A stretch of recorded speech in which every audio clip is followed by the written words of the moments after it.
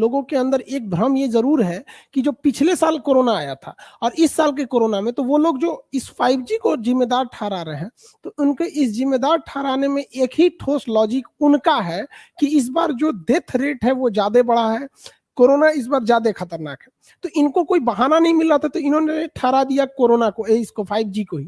जबकि 5G technology को अगर आप देखेंगे तो गवर्नमेंट ने कहा है कि 2 महीने का टाइम दिया है इंडिया गवर्नमेंट ने कि भारत की कंपनियों को कि आप अपने जरूरी इक्विपमेंट खरीद लो।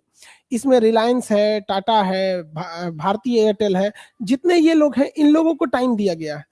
ये 2 महीने का टाइम दिया गया है, अभी टेस्टिंग भी चालू नहीं हुई है, इन्हें 2 महीने का टाइमिंग दिया गया और कहा गया कि अगले 4 महीने में आप लोग इसे टेस्टिंग कीजिएगा।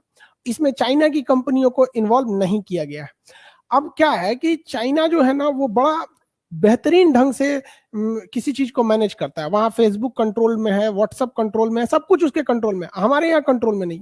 हमको जहां तक लगता है कि उन्हीं लोग का एक है कि भारत में एक नेगेटिविटी फैलाई जाए। पहले एक दौर था, सब लोग कहते थे हमें 5G चाहिए। आज जब चाइना की कंपनी जिसमें हुआवे है और जेटी है, ये जब बाहर हुई है, तो वहां की जो आईटी सेल है, हर देश का अपना होता है, तो वो इधर फैलाया गया है क्योंकि वो इंडिया की टेस्टिंग रोकना चाहते हैं। 5G टेस्टिंग से कोरोना को दूर दूर तक कोई लेना नहीं दे।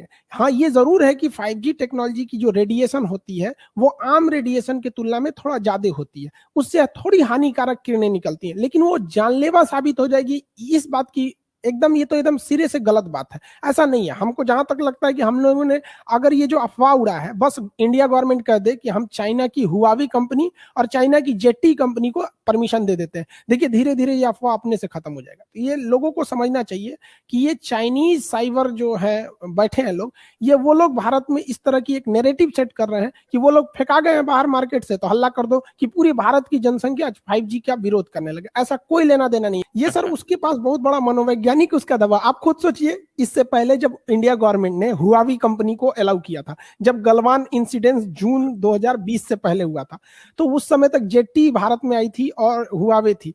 कोई नहीं आवाज उठाया कि कोरोना जो है वो 5G से फैल रहा है, नहीं फैल रहा है। लेकिन जैसे चाइना बाहर हुआ, ये आवाज कैसे आने लगी? ये लोगों में ये भ्रम है, ऐसा नहीं है। इससे कोई लेना देना नहीं है 5G से और कोरोना को। देखिए, इसमें जो मेन कंसेप्ट है वो है स्पीड एंड क्लियरिटी। जैसे जैसे जो जी आता है ये जनरेशन को बताता है। 1G में तो हम लोग कुछ भी नहीं कर सकते, एक नॉर्मल मैसेज भेज सकते थे, वो भी बहुत नहीं।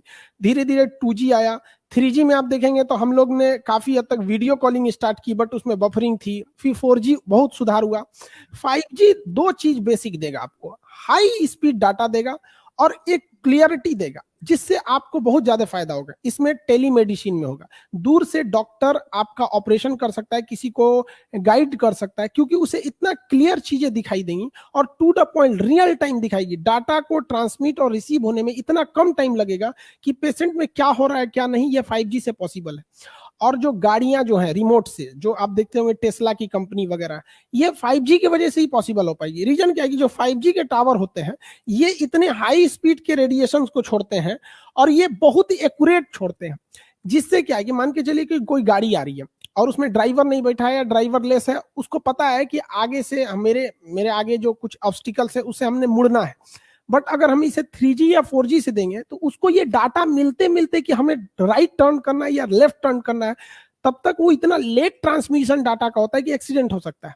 तो ये जो रोबोटिक चीजें हैं, ऑटोमेटिक सिग्नल चीजें हैं, आर्टिफिशियल इंटेलिजेंस है, इसमें सबसे जरूरी चीज होता है स्पीड।